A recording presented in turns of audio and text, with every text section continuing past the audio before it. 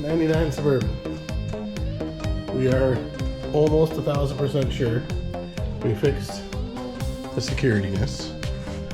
That was an adventure. And now we are,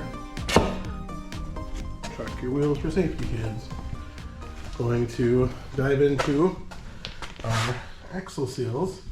As you can see, we got drippage on this side.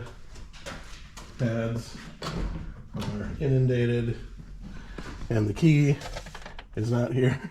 Over here. Oh, Grandpa's here. So we're going to turn the differential till we get to the key. Till we get to the bolt. And then we're able to get to where we need to. So let's put this guy in neutral. Should be neutral right there. Give it a turn.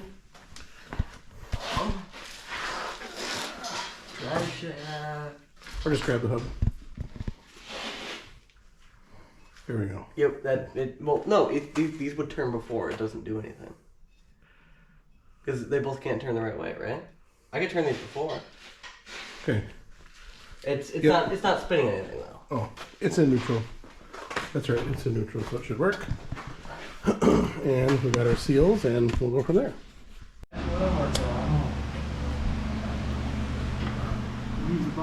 Use the regular wrench to find the tighten. So we have replaced a wheel cylinder after fighting forever to get that line off. Look at that shiny new wheel cylinder. Right there.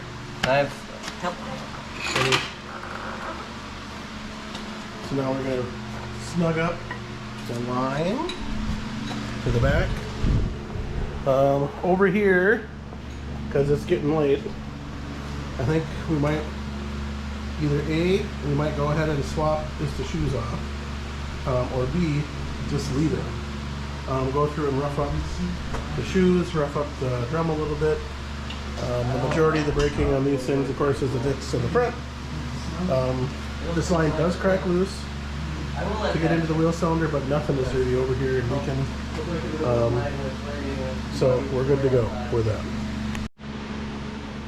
Now we begin to assemble the drums.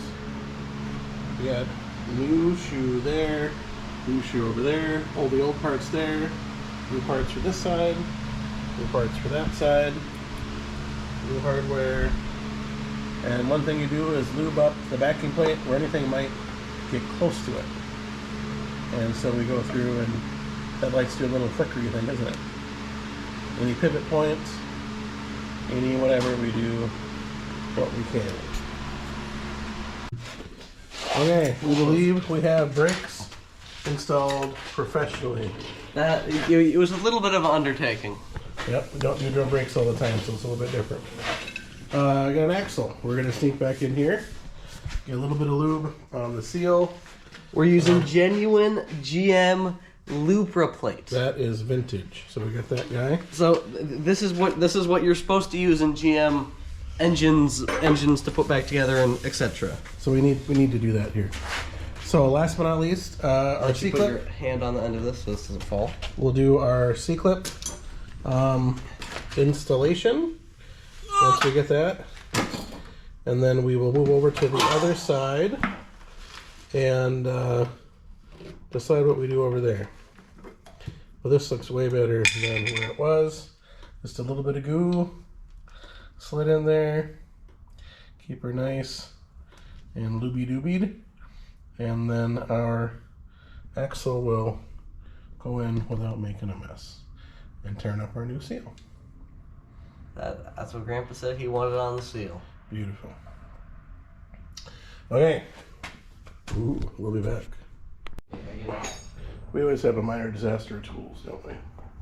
Okay, we're back together. On this side, axle installed. We stuck the drum on. Definitely needs to be adjusted tighter. Just removed the C-clip from this size right there. So pretty much just after you take your little bolt out, You take the pin out of the center of the diff. you take your pin out. Take the bolt. Take the pin. You pull out. You push the axle in. Then you slowly work it out. And most of the time you need another person just to make it easy. And you pull your little, just like a little C clip. It doesn't do any actual clipping. It's just like a little piece that slides over. Retainer. This is like a C retainer. There's a body inside, right? Yep. Correct. So then we pull the axle out. Let me grab something to put this in quick, because it's probably not too wet since it sat outside of oil for a while. But we'll sneak it in.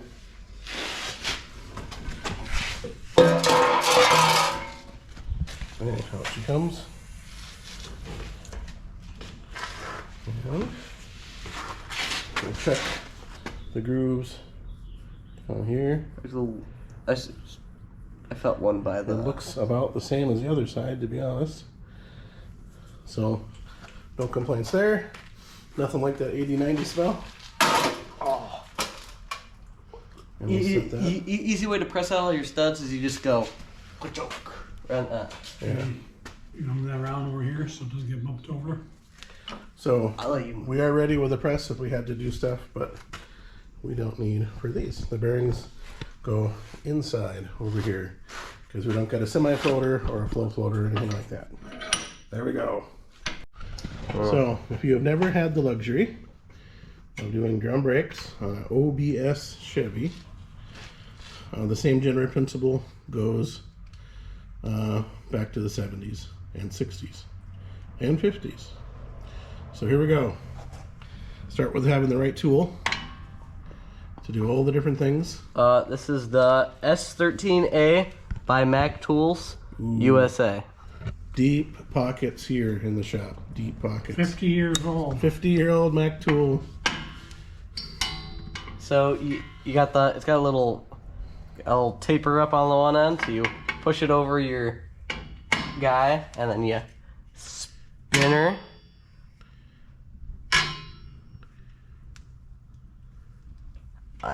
You hold your breath. So there you go. Pull that guy off, and you go for the other side. So if you don't remember where things go, we try to go through and put things, kind of lay them out as they should be.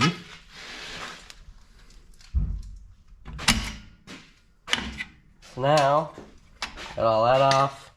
We're gonna take our little wing guy, put that there. We know where this kind of goes, this kind of general area over there.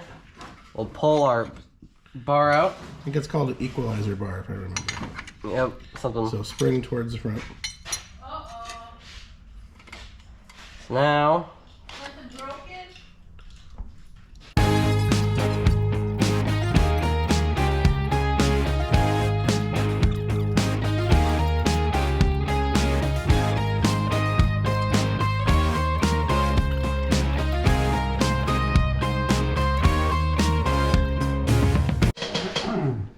thank you.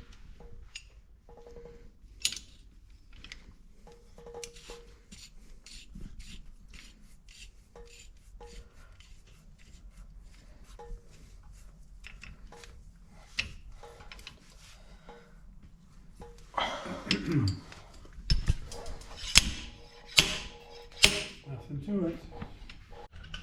New wheel cylinder installed. So,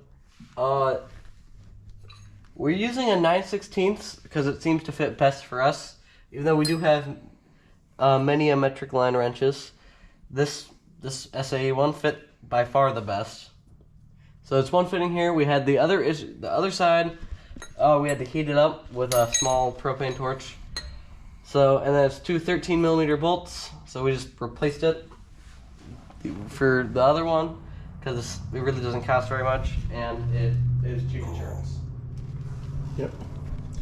So now, after the new seals put in, new wheel cylinders put in, and we got new shoes ready to go, We'll go through and kind of lube up all points where things might rub, and start the reassembly process. So, first things first is you have this guy, and you have, I think it's that hull. I think I'm in the wrong direction though. Because that goes on the inside like this. So it goes On top. right. It goes on that hull. There we go. That's the one that fits the You best. can always tell looking at the old piece to see kind of where the rub mark is or the wear mark is. Yeah. Well, I'm just going by that one's a little bit too low. So that one's a little bit too small. So it's got to be that one. So and then it should. This is the Goldilocks way of assembling brakes. This one's just right. So you have your little, what do you call it? Wave washer. A wave washer.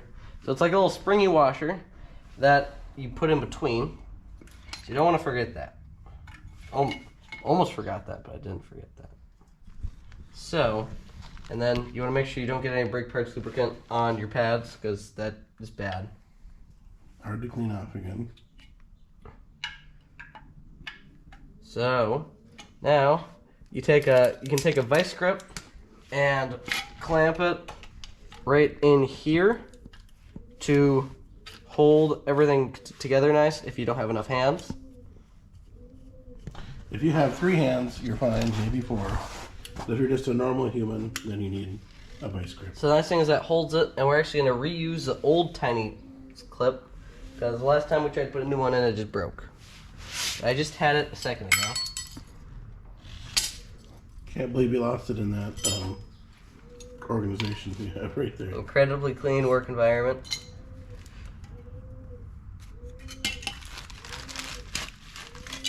That bird is not Yeah. There may be some cooing up there, but still good. Oh, obviously that's where I put That's it. where you keep it, underneath your left or right foot. Left foot. Then you take your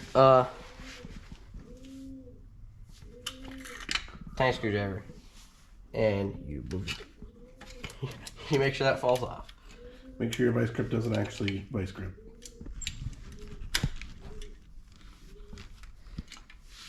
Then, well, still need to go a little bit more.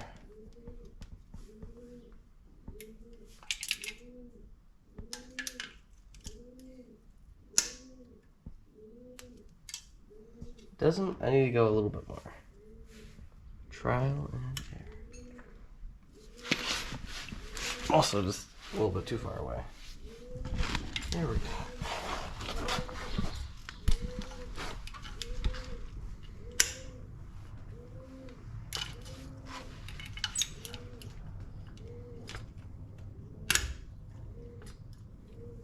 Now that I got the, if you can see, you probably can't, but I did through the clip. I got the little groove exposed. Where's the flocculate? I don't know where you put it. Actually, no, I do know where I put it. Oh, Right okay. there. Hey, look at that. So that kind of slides on. It's on most of the way. Oh, no, part of the way.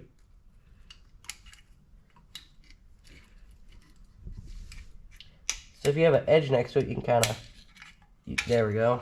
Right on, just like that. Yep. So that little wave washer is just kind of almost like a little spring in there. It just kind of holds it all apart.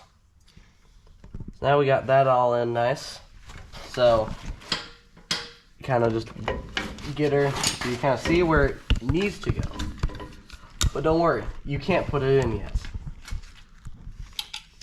Because you gotta get this piece in.